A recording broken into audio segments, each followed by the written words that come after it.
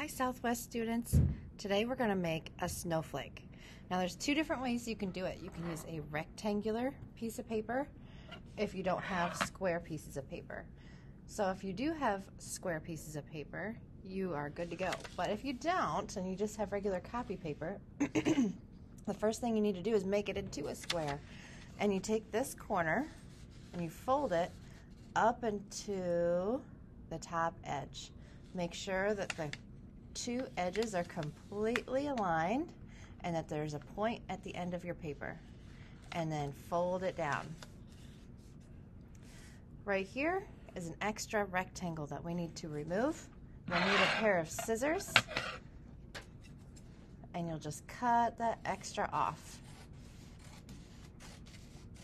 Save that for a bookmark if you want to, or something else later on. We are ready to make our snowflake. So the next thing we need to do is take and fold our triangle into a smaller triangle by folding it in half. After we do that, you're going to fold it again. So this is the third time we have folded our triangle in half to make a smaller triangle.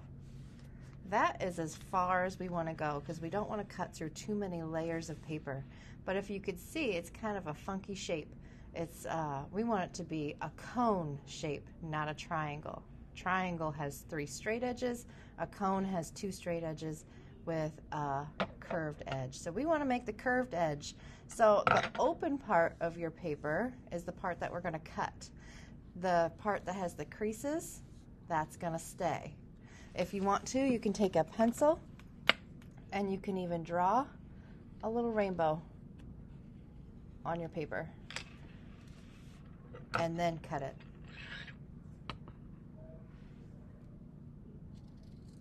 Doesn't have to be perfect, just has to be curved because that's going to make your snowflake an actual circle. After you get that done, now you're ready to start cutting out all the little details. Now you can cut out triangles, you can cut out diamonds, you can cut out hearts, but remember you're only doing half of the shape. You can even just cut off edges and corners. Now be careful, make sure you keep all your little confetti pieces that you cut off in a pile so that you don't get stuff all over your classroom. I like to do a lot of little cuts and details in my snowflake because the more you do, the more detailed and cooler it will look when you open it up.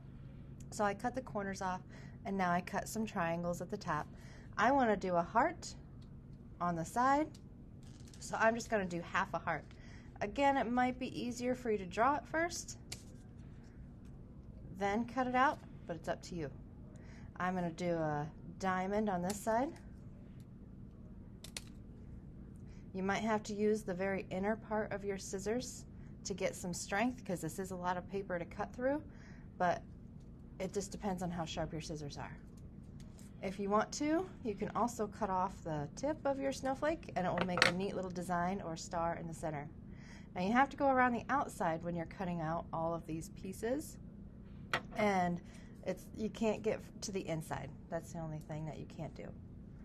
So cut out all the things that you want to cut, shapes that are big, shapes that are small. Give yourself a variety of different things. Then when you're done, open it up and see what it looks like.